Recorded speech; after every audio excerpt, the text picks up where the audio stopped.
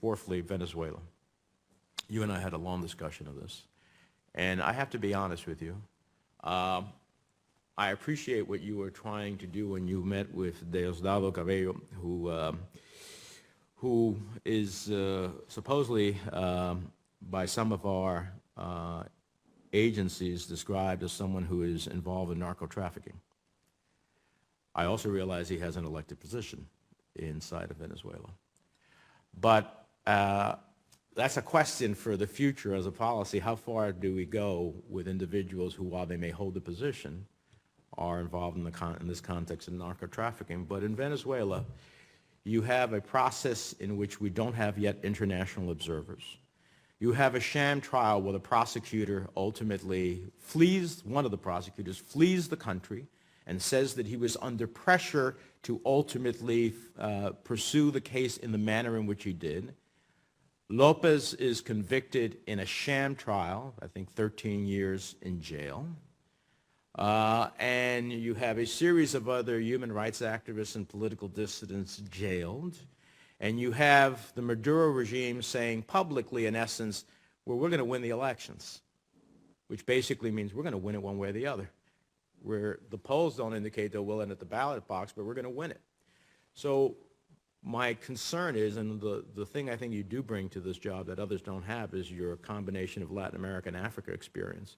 But my concern is that we are not willing to challenge regimes, whether it be in Venezuela or in Cuba, where we are ceded everything to the regime and have seen nothing in terms of human rights and democracy issues. So talk to me about challenging a regime when the diplomacy has not achieved what we want. And, you know, we passed this law that came out of this committee on Venezuela and sanctions. The president invoked some of it. There's still a lot more that could be invoked. But when is the demarcation in which we say, okay, our diplomacy hasn't worked? At this point, how do we back it up with some strength?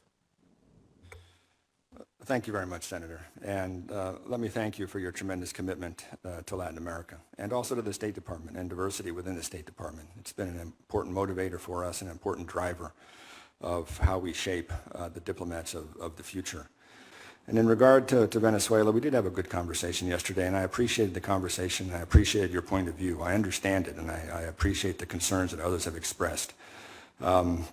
As we look at what's next in Venezuela, so much of our own relationship with Venezuela will depend on what happens around the legislative elections and what happens around the issue of political prisoners. When I met with Diosdado Cabello, as I noted to you earlier, it was with the purpose, first of all, of winning from them an electoral date for legislative assembly elections, which we thought was important and essential, first of all, to create a political process that would allow the Venezuelan people to express themselves, but also to begin to create a larger environment for dialogue inside of Venezuela. Its secondary purpose was to save the life of Leopoldo Lopez, who at the time was in the fourth week of a hunger strike, and we were looking for an action by the Venezuelan government that would convince Lopez to come off his strike. We believe that Lopez, along with the other political prisoners being held, are an essential part of a broader solution to the kinds of internal challenges that Venezuela faces today. And we will continue to advocate for his release as we have done over time. It should be noted that as we have engaged with Venezuela, we have never backed off our criticism of Venezuela regarding some of its political behavior and activity. And we've expressed our concern about the politicization of the judiciary and the continued holding of political prisoners. And we will continue to do so.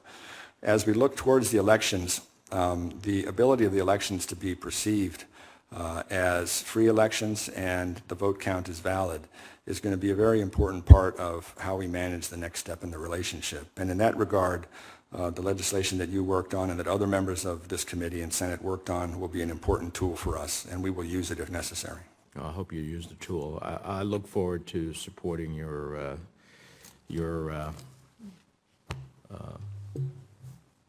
confirmation before the committee and the Senate.